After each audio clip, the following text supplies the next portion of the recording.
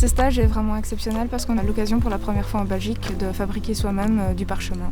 C'est vraiment en fabriquant du parchemin qu'on se rend compte qu'est-ce que c'est le parchemin. C'est une chance unique et je suis ravie d'être là.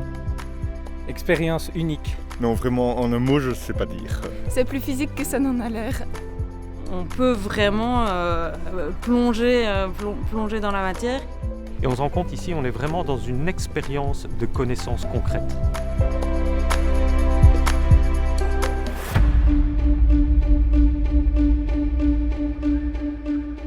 Cet atelier s'inscrit dans le cadre du projet Pergamenum 21, qui est en fait un projet de recherche transdisciplinaire autour du parchemin, qui est financé par l'Université de Namur depuis quelques années maintenant.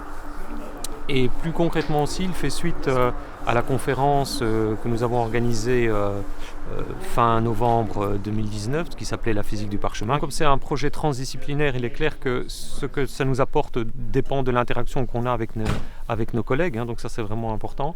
Alors maintenant, si je regarde d'un point de vue un peu plus disciplinaire, par exemple je prends l'exemple de la physique, ce qui nous intéresse c'est ce matériau parchemin, pouvoir le caractériser en termes de contraintes, ses propriétés optiques, etc. Alors pour ce qui est des historiens et des médiévistes en particulier, alors contrairement à l'image d'Épinal où on pense qu'on connaît tout sur la fabrication du parchemin, comment étaient assemblés les cahiers, etc., il y a encore beaucoup de points d'interrogation.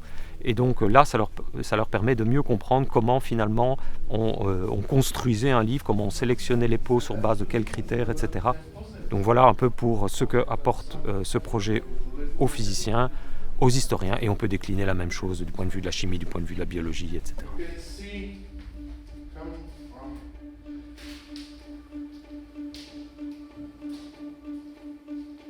The parchment was used for many centuries and then became the main writing support for the Christian text. It's of course not the only material which was used for writing. Before parchment we have papyrus, we have clay tablets, and after 15th century was parchment mostly replaced by the paper. If we study the parchment and the manuscript, we can actually learn a lot of information about the actual process of the parchment making. If we follow the traces of the tools and various imperfections, we can reconstruct some parts of the methods.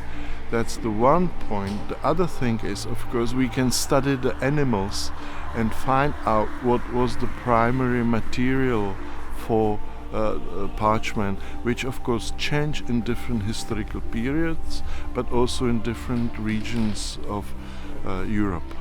This workshop is mostly to understand what you can see in the manuscript when you study parchment.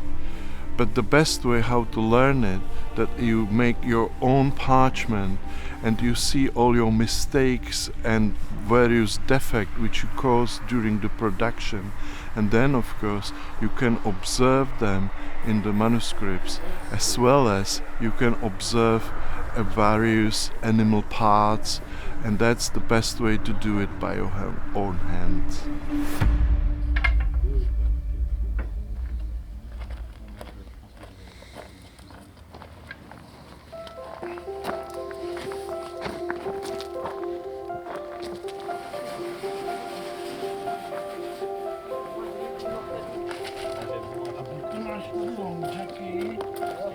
Okay, so come with us. La fabrication du parchemin comporte de nombreuses étapes. Suite au dépeçage, les peaux de chèvre et de mouton sont récupérées en abattoir. Elles sont plongées dans un bain de lait de chaux et teinte. Cette étape porte le nom de pelanage. Les peaux y restent de 1 à 4 semaines. La peau est placée sur un chevalet de rivière, chevalet en bois, pour être ébourée, on dit aussi dépoilée. On enlève les poils à la main ou avec un fer pour obtenir une surface lisse que l'on appelle la fleur. Le fer ne coupant pas, il n'y a pas de risque de déchirer la peau, mais il ne faut pas aller trop loin et risquer de l'abîmer en surface. Il faut donc presser juste assez, mais pas trop. On retourne ensuite la peau côté chair pour l'étape de l'écharnage. un fer à écharner est utilisé. On enlève tous les résidus restants, chair, muscles, graisse. Il faut savoir que la peau est très graisseuse. C'est une opération qui prend du temps. Il faut être extrêmement précautionneux et méticuleux. On enlève ici tous les petits morceaux de chair et de résidus afin d'éviter d'avoir des défauts, ce qui pourrait gêner l'écriture sur le parchemin. Avant d'être fixée sur un cadre rigide rectangulaire, la peau est rincée ou lavée dans de l'eau claire, ensuite étalée.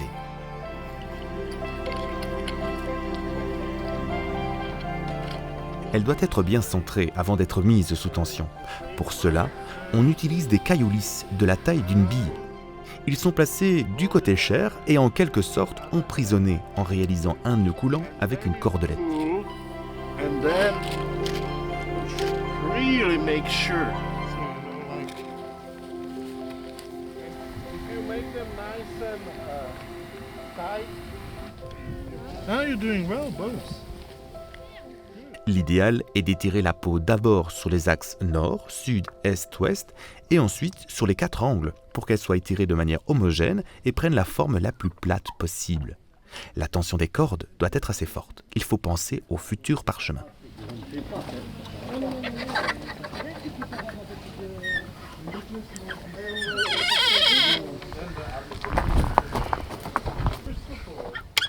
Tous ces gestes sont ancestraux. Une autre technique consiste à fixer la peau sur un cadre rigide circulaire.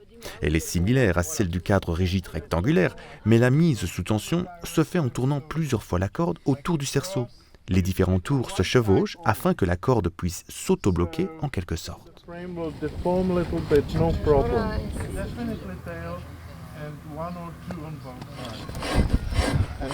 Alors qu'elle est encore étirée sur son cadre, le parcheminier débarrasse la peau des dernières traces de chair à l'aide d'un couteau en forme de demi-lune, le lunellarium. Il en existe de différentes tailles.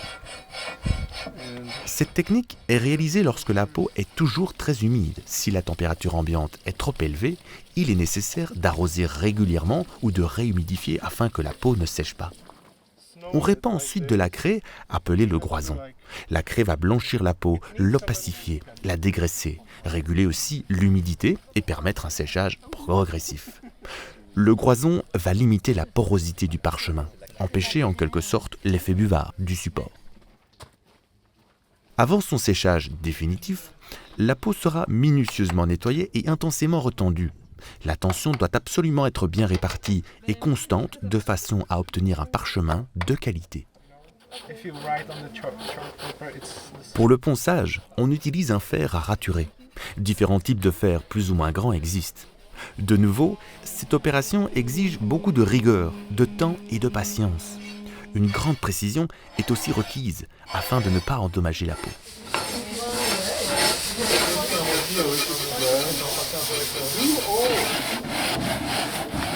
On utilise aussi la pierre ponce naturelle.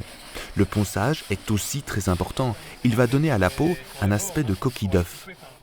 De nouveau, cette opération prend du temps et demande également du soin et beaucoup d'énergie.